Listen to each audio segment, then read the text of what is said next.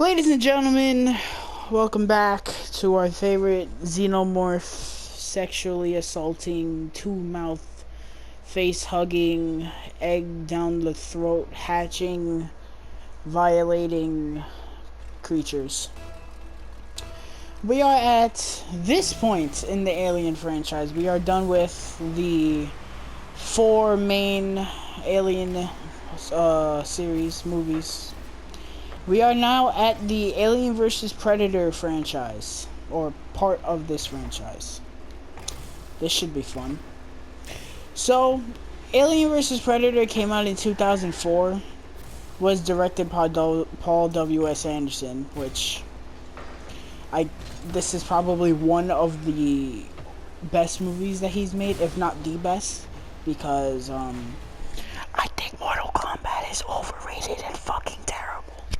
But you didn't hear that from me. I still think this is his probably his best movie.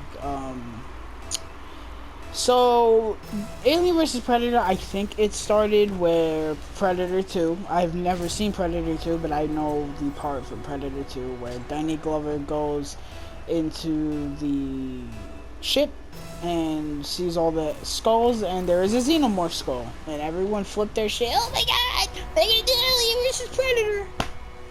And it took them God knows how long to make that movie, but it finally happened. So Alien vs. Predator is about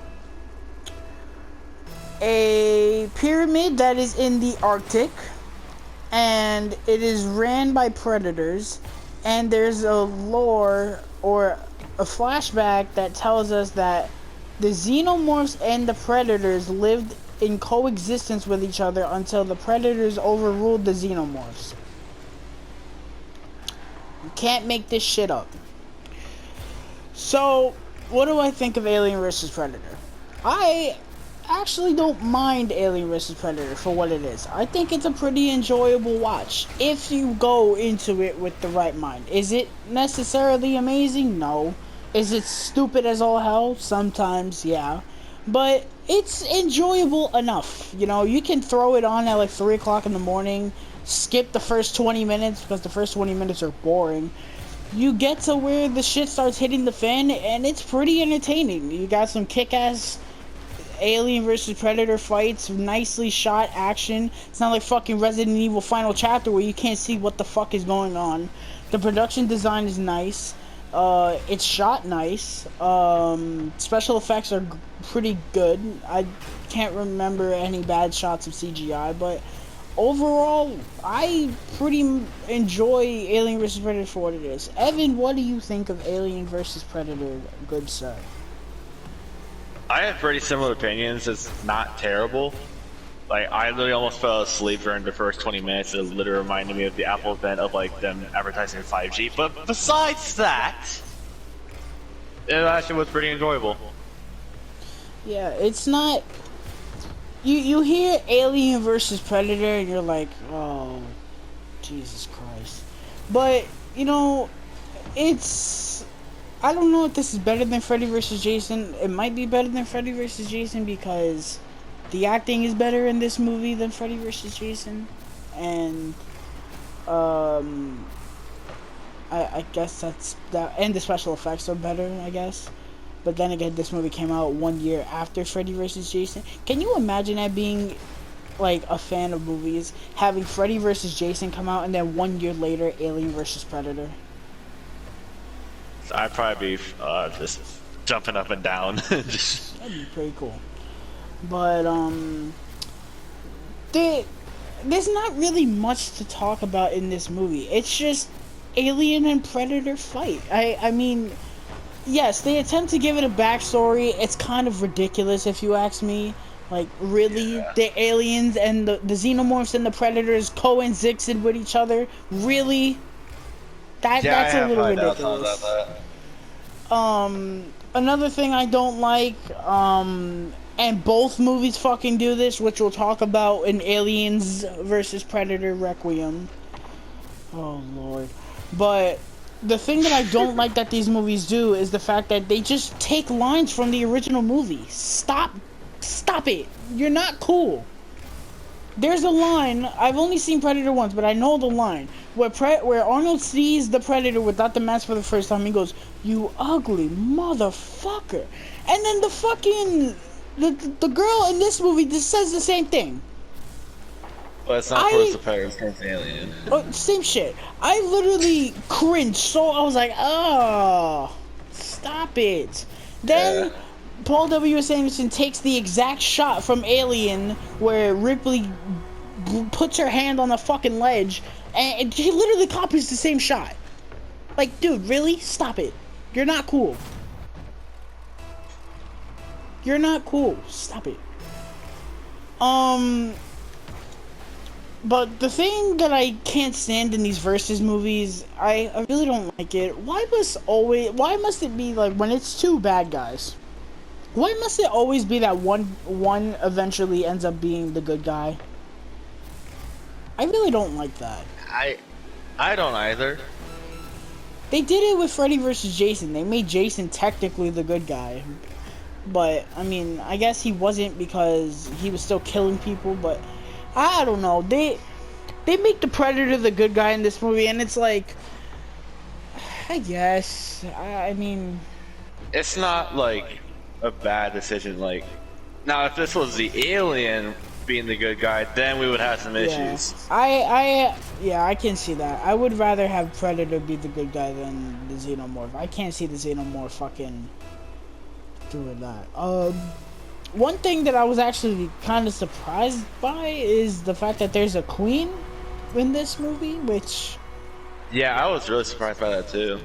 I mean, okay, I guess. I mean, it kind of feeds into the backstory of like, every, like, what was it, 100 years, they would come back and try to prove themselves. And how else do you think they would get the face huggers?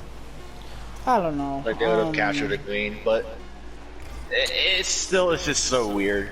This is a movie the story is just all over the place. This is a movie that you can't really ask questions with. You fucking watch it and you're just like, what? Okay, I guess. The one thing that I definitely don't like is in the ending when this girl is fucking... I think it is pretty cool, the fact that the Predator is helping her, and I love the shot of him giving her the Xenomorph head as a shield. I thought that was pretty cool for what it was. I also was laughing my ass off when he was trying to explain that he's gonna bomb the entire fucking pyramid. Yeah. That was pretty funny. Literally reminded me of like a fucking group from Guardians of the Galaxy trying to explain shit without saying shit. That part was just hilarious. But the part in the ending itself is fine, I guess. The part of the ending that I don't like is the fact that this girl, number one, she's in the fucking Arctic and she's not wearing anything but a fucking light sweater and pants. Yeah, that part was just like, why? I get it, you're running and you're not exactly cold. That's a bit of a stretch, bro. Yeah, Second of all, the fucking Arctic we're talking about here. This isn't fucking Canada where you're like marching around like you can probably be fine. No, this is the Arctic. Second of all, how is she outrunning the Queen? I mean, how? That really makes no sense.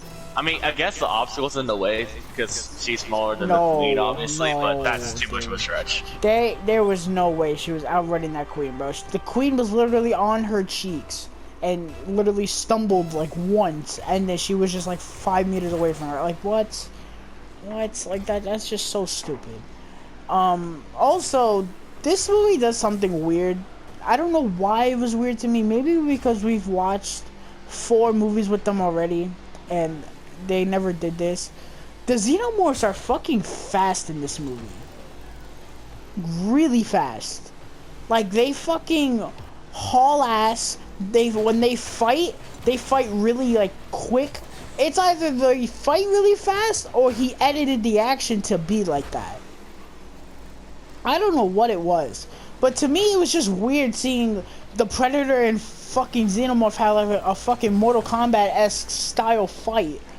And they're doing flips and shit. And I was just like, why are they moving so fast? I mean, I I don't care. It's just it's one little thing that I was like, that's a little weird. Yeah, to be granted, I was gonna say like we've mainly seen the xenomorph in like very like close quarter spaces where they don't really have a lot of room to like run.